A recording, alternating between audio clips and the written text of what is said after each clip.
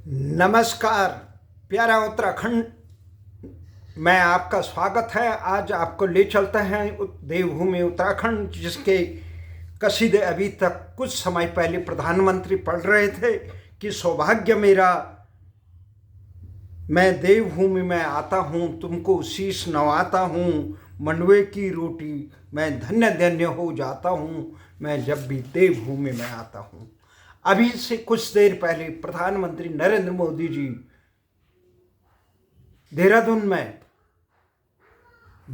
विजय संकल्प रैली को संबोधित कर रहे थे।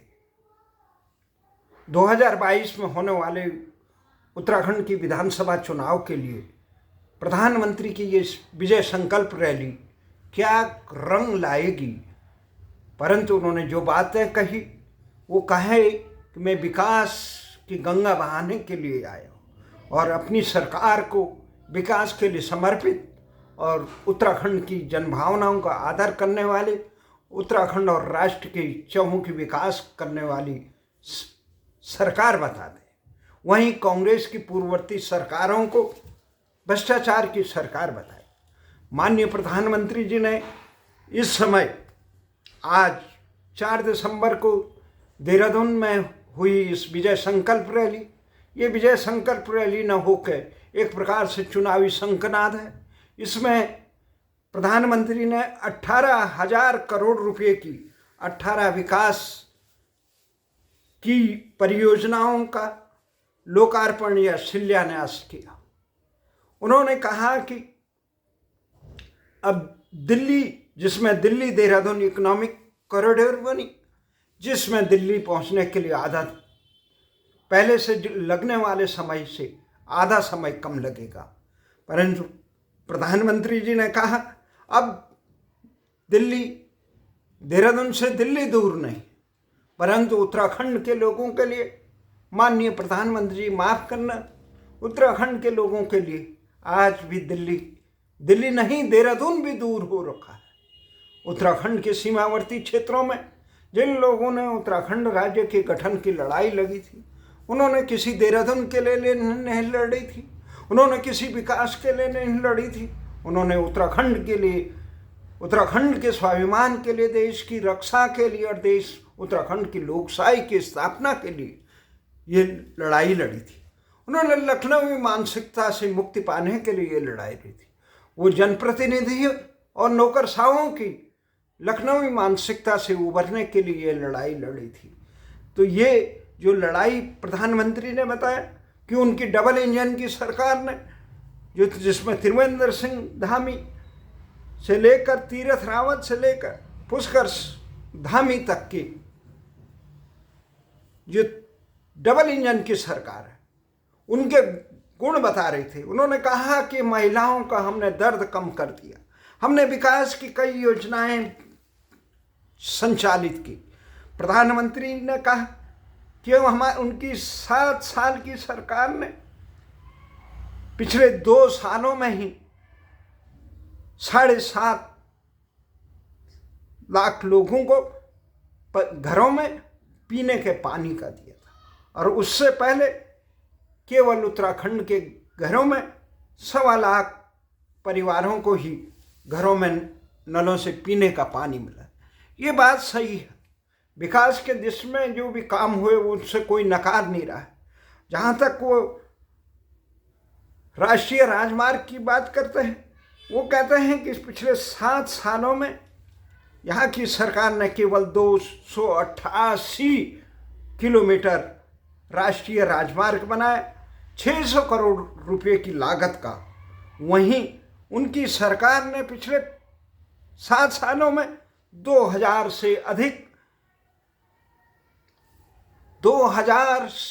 किलोमीटर से अधिक राष्ट्रीय राजमार्ग बनाया और 1200 करोड़ रुपए का, जबकि विगत सरकार में केवल 600 करोड़, 12,000 करोड़ रुपए का जो मोदी सरकार के, उन्होंने विकास की कई बातें हैं। उन्होंने कहा कि अब जो दिल्ली से देहरादून और हरिद्वार इत्यादि की जो दूरी थी, जो सीमाओं में उपेक्षा की गई थी, वो कई चीज़ें सही बताई।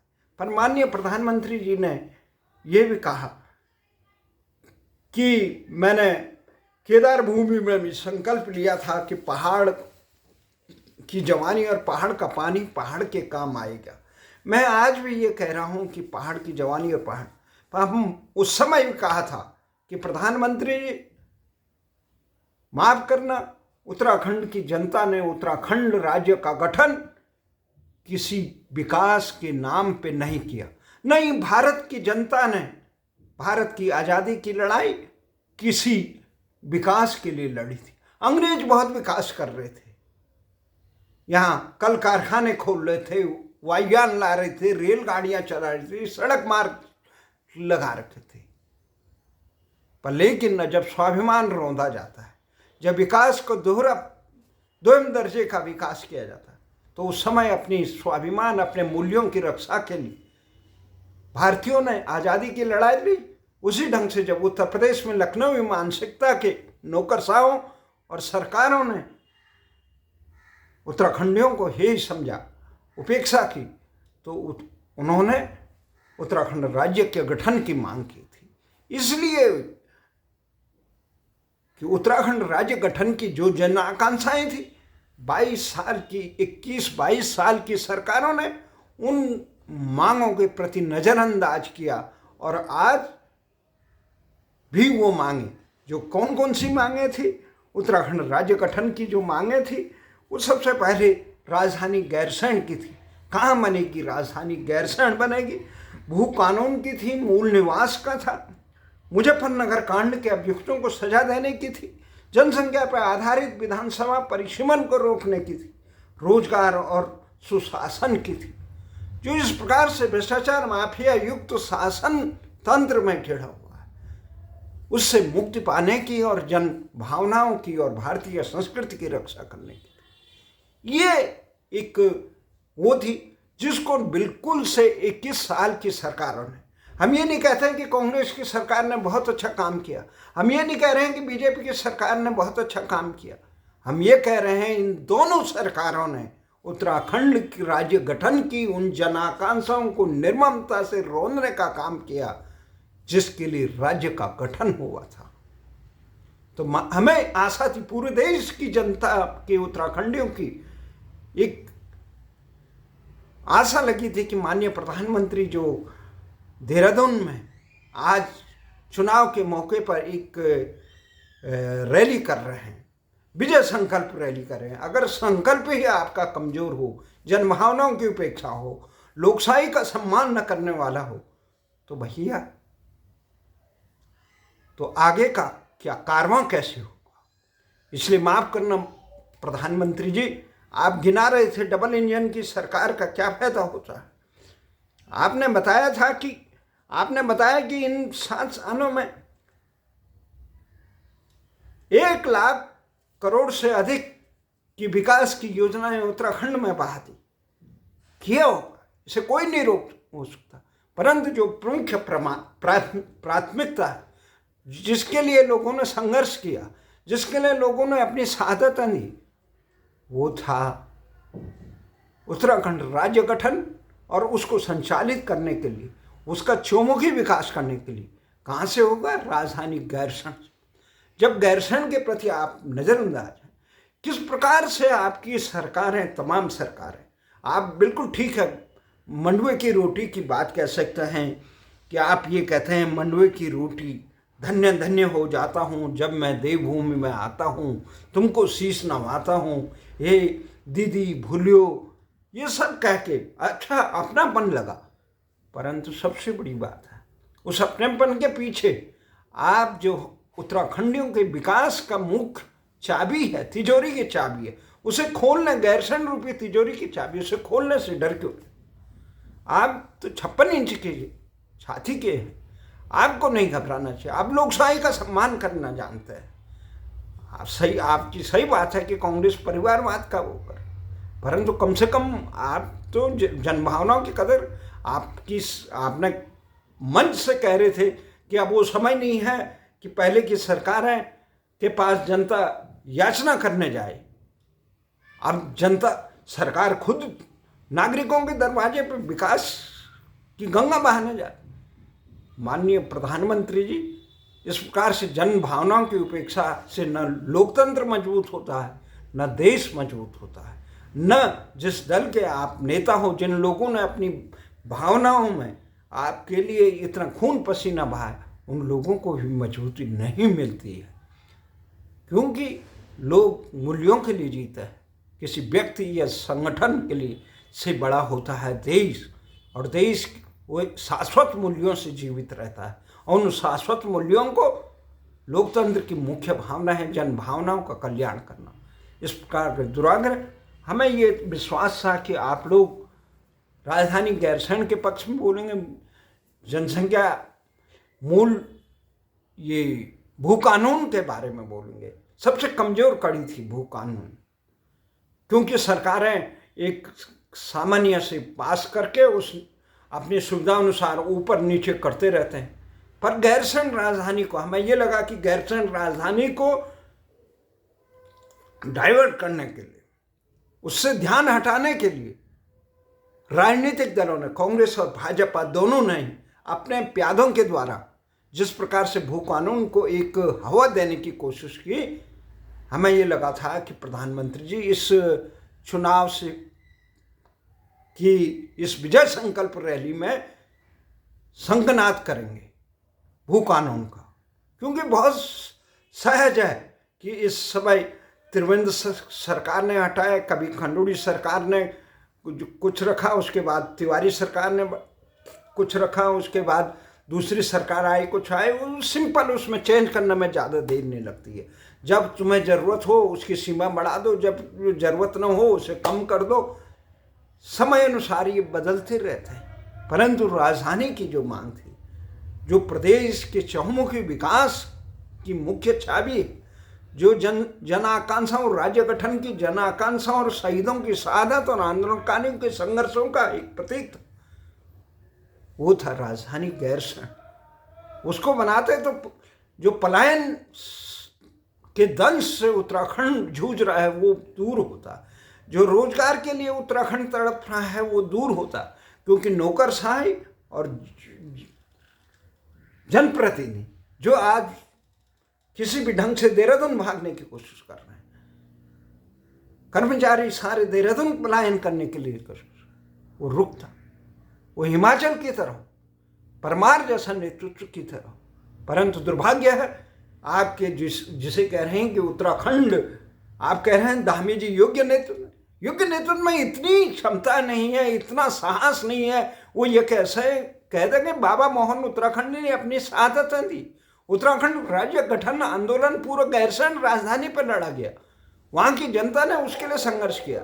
इसी के लिए बार बार आप कभी ग्रीष्मकालीन राजधानी किसने मांगा था?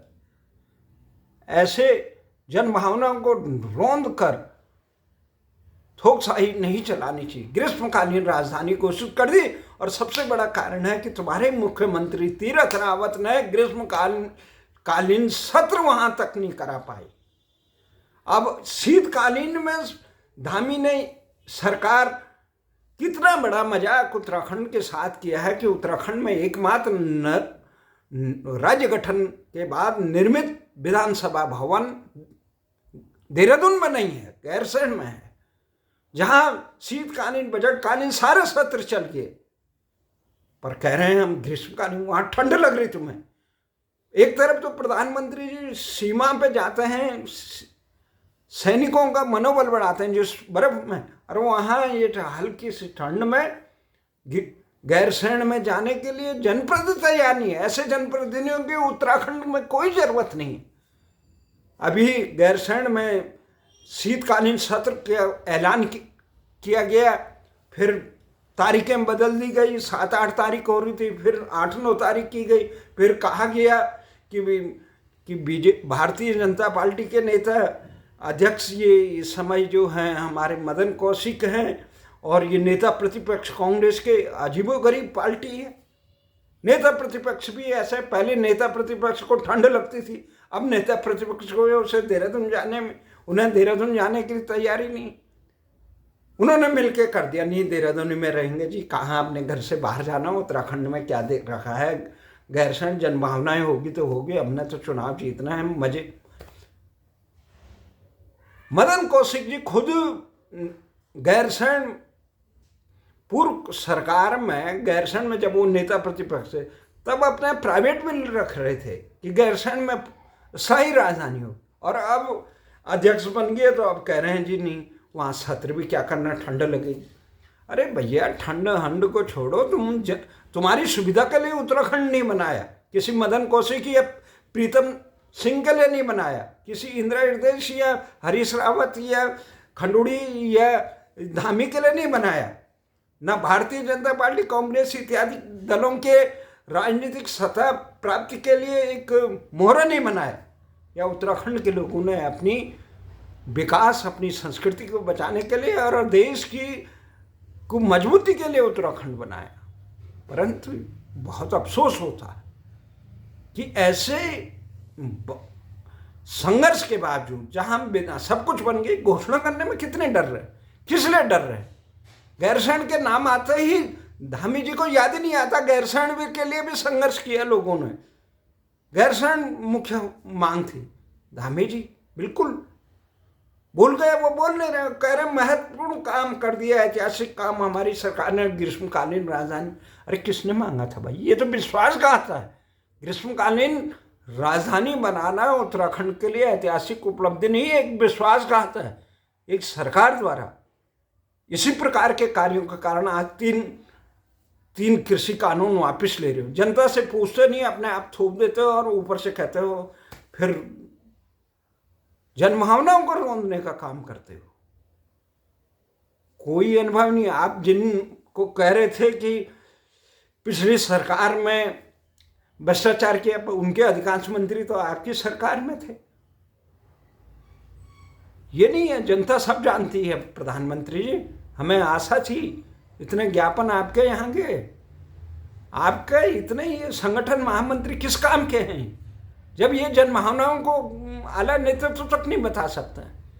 ये दिशाहीन जनप्रतिनिधि जो बने हुए हैं, एमएलए एमपी, ये इतना केंद्रीय नेतृत्व को नहीं बता सकता। यह उत्तराखंडियों से इतना दुराग्रह, नाम से ही इतना दुराग्रह था। एक बार मैं गोपालगढ़ से भाषा आंदोलन के दौरान उन्हें जब मैंने अखबार दिया तो उन्होंने कहा नहीं हम छोटे राज्यों के। अरे हमने कहा ये लोकतंत्र में विकेंद्रीकरण का है, प्रशासनिक इकाइयाँ छोटी होगी, राष्ट्र थोड़ी छोटा बड़ा किया जा रहा है। राष्ट्र तो 1947 में अंग्रेजों ने करा दिया, उसमें कुछ प्यादे मिले जिन्ना जैसे, जिन्होंने 20 लाख भारतीयों का कत्लेआम कराया। और उत्तराखंडियों ने हमेशा देश की रक्षा के लिए अपनी साथ दी। उत्तराखंड भारतीय संस्कृति को बचाने के लिए उत्तराखंड के दुर्गम स्थानों में गए, देश के विभिन्न क्षेत्रों से भारतीय संस्कृति को बचाने के लिए उत्तराखंड में गए। ये कठोरता की धरती नहीं है, ये मोक्ष भूमि है प्रधानमंत्री जी। और आज आपने बहुत दुख किया प्रधानमंत्री जी। गैरसैंण आखिर भाजपा कांग्रेस के नेताओं के लिए दूर क्यों है, उससे भयभीत क्यों है, ये शब्द आज हम पूछना चाहते हैं। अभी भी चुनाव में कुछ समय देर है। 2022 के जो लोकसभा विधानसभा चुनाव होने हैं उत्तराखंड के, उसके बाद 2024 में होना है। हमें आशा ही नहीं, पूरा विश्वास भी है कि आप जनभावनाओं का सम्मान करेंगे। आप कह रहे हैं, आपको किसी ने गलत जानकारी दे दी कि दिल्ली नज़दीक के लिए कर रहे हैं। उत्तराखंड राज्य देहरादून से दिल्ली नज़दीक के लिए नहीं किया गया था। उत्तराखंड राज्य बनाया था उत्तराखंड की संस्कृति को, उत्तराखंड की जनभावना को साकार करने के लिए। और वो जनभावनाएं बिना गैरसैंण राज्य को राजधानी बनाए साकार नहीं हो सकती। गैरसैंण के बिना उत्तराखंड अधूरा है, ये समझिए।